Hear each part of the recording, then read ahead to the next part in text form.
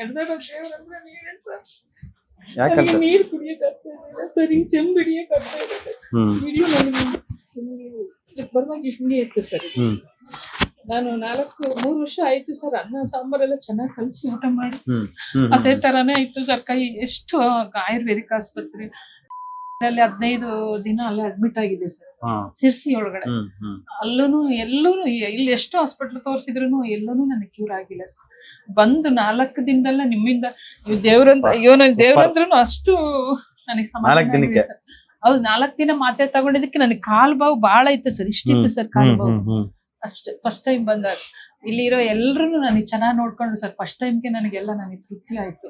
ಎಲ್ಲ ಇಲ್ಲಿಂದ ಸಿಬ್ಬಂದಿಗಳು ಪೂರ್ತಿ ಬಹಳ ಚೆನ್ನಾಗೆಲ್ಲ ಇಂಜೆಕ್ಷನ್ ನಿಮ್ಗೆ ಎಷ್ಟು ವರ್ಷದಿಂದ 3-4 ವರ್ಷದಿಂದ ಇದೆಯಾ? ಹೌದು ಸಂಧಿ ಇವತ್ತ ಎಷ್ಟು ಹಾಸ್ಪಿಟಲ್ ತೋರಿಸಿದ್ರಾ? ಹಾಸ್ಪಿಟಲ್ ದಾವಣಗೆರೆ, ಇಲ್ಲಿ ದಾವಣಗೆರೆನಲ್ಲಿ ಅವ್ರ ಹತ್ರ ತೋರಿಸಿ ಸ್ವಲ್ಪ ಕ್ಯೂರ್ ಆಗ್ತಾ ಇತ್ತು ಸರ್. ಮತ್ತೆ ಇನ್ನೊಂದ್ ಏನ್ ಹೇಳಿದ್ರೆ ಡಾಕ್ಟರ್ಗಳೆಲ್ಲ ಇದು ಕ್ಯೂರೇ ಆಗಲ್ಲ ಅಂತ ಹೇಳಿದ್ರಲ್ಲ, ಅದು ಬಹಳ ತಪ್ಪು ಸರ್. ನನಗೀಗ ನೀವು ನೋಡ್ಬಿಟ್ಟು ಕ್ಯೂರ್ ಆಗಲ್ಲ ಅಂತೆಲ್ಲ ನನಗೆ ಜಾಸ್ತಿ ಆಗಿದೆ ಸರ್ ನೋವು. ಬಹಳ ನನಗೆ BP ಮತ್ತೊಂದು ಚಿಂತೆ ಆಗ್ಬಿಟ್ಟಿದೆ ಸರ್. ಕ್ಯೂರ್ ಆಗಲ್ಲ ಅಂತ ಹೇಳ್ಬಾರ್ದು ಸರ್ ಡಾಕ್ಟ್ರು. ದಯವಿಟ್ಟು ಎಷ್ಟು ಡಾಕ್ಟರ್ಗಳು ಈ ತರ ಹೇಳ್ತಿದ್ದಾರೆ ಪೇಷಂಟ್ಗಳು. ನಾನು ಆಗ್ಲೇ ಇದಕ್ಕೂ ಹೋಗಿದ್ದೆ ಸರ್. ನನಗೆ ಕಾಲು ನಡಿಯಕ್ ಆಗ್ತಾ ಇಲ್ಲ, ನಮ್ಮ ಮನೆಯವರು ಇಲ್ಲ ಸರ್. ನನ್ನ ಮಗ ಇಬ್ಬನೇ ಇರೋದು, ಅವನು ಡ್ಯೂಟಿಗೆ ಹೋಗ್ತಾ ಇರ್ತಾನೆ. ನಾನು ಏನ್ ಮಾಡೋದು, ಮನೇಲಿ ಕೂತ್ಕೊಂಡು ನೀರು ಕುಡಿಯಕ್ಕಾಗಲ್ಲ, ಎಲ್ಲ ಬೇರೆಯವ್ರದೇ ಇದ್ ಮಾಡ್ಬೇಕಾಗಿತ್ತು. ನೀವು ನಡೆದಾಡೋ ದೇವ್ರು ಸರ್. ನನ್ನಂತ ಎಷ್ಟು ಇವ್ರಿಗೆ ಈ ಅಥಾರಿಟಿಕ್ಸ್ ವಾಸಿನೇ ಆಗಲ್ಲ ಅಂತ ಹೇಳ್ತಾರೆ ಸರ್ ಡಾಕ್ಟರ್ಗಳು.